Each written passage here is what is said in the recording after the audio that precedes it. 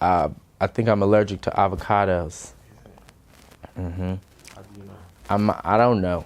My mama is allergic for sure, but I always thought, you know, genetic wise, since she allergic, I'm gonna be allergic, so I never even ate them. I feel like I've had it a couple times on accident, like I asked for it not on there and they put it on there, and I took a bite and was just like, take this back. I don't really have any expectations. I just want to have fun and make music and hang out with my friends and my family. And whatever happens, happens, like, you know, really.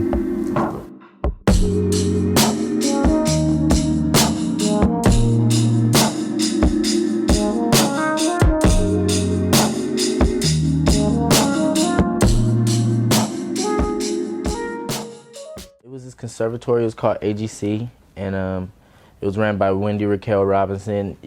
I don't know if y'all got the Steve Harvey show out here back in the day. It was the lady from the Steve Harvey show. That's my one of my aunties, and she taught a bunch of inner city Los Angeles kids how to act, sing, and dance. And then we would get scripts and learn roles and audition for these plays, and we put on, you know, theater productions like Oliver with a Twist and The Wiz and Dreamgirls and shit like that. And then we would do like fundraisers and like throw talent shows, fashion shows, and like I was in a rap group and I started rapping and to raise money for the show, and then we did the show, and then I kept rapping, you know, made more music. It was tight. I was like, oh, what? Pharrell want to meet me? Let's do this. I'm pulling up.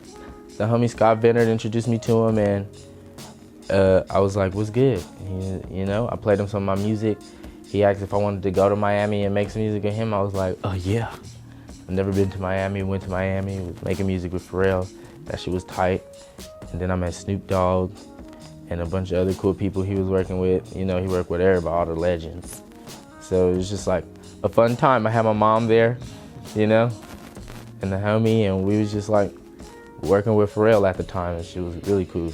They put me on the Chick-fil-A. I'm first Chick-fil-A, first time ever in Miami. In the studio with Pharrell. It's funny because he just be having people walk in the room, you know, and seeing how I react. Like I was in the studio with Pharrell, and then like all the TDE walked in, like I had no clue, and it's just like Kendrick, Schoolboy, J-Rock, Absol, TDE, Top Dog, all these niggas, Day Free, and I'm just like, who the fuck? Oh, this is the hood. What? This is the hood just walked in. You know what I'm saying? Yeah, I mean, I just was like, oh shit, damn. I was more excited to meet Schoolboy. I'm a big Schoolboy fan. I was like, damn, oh, Schoolboy, damn. All right, let's do this. And then we was actually working on a song, and Pharrell played it for Kendrick and told him to hop on it. So that was all P. He kind of just like, you trying to rap on this? Like, and then, you know, Kendrick took that as a personal challenge. He went in the booth and Kung Fu Kenny'd it. That pussy boy make it hard. Motherfucker club, we get up with you. Smoke him down like a dance swisher. Fuck a thought, cause I need my bands bigger. He won't run my bands here. Skirt, skirt. Yeah, my bands hit him, so I gotta switch it. Skirt, skirt. When I came back, I was just like kind of studio hopping and trying to like work with as many producers as I could. So I'll always be in the studio, and then like producers work with artists.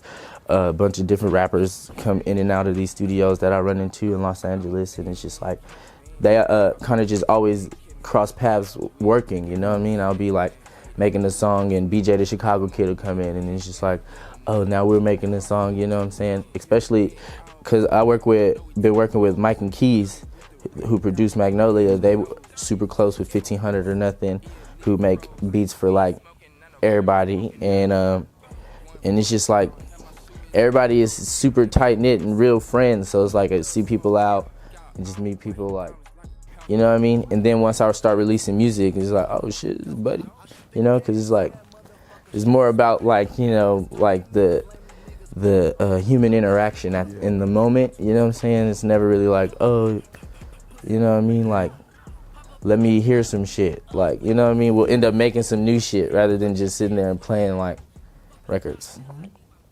I call it super tight. That's why I be like, damn, this shit is tight. This shit is super tight. And I'm trying to get that like instilled as a genre, you know, like the tight genre. You know what I mean? You got hip hop, R&B, tight. You got neo soul, jazz, and tight. You know what I'm saying?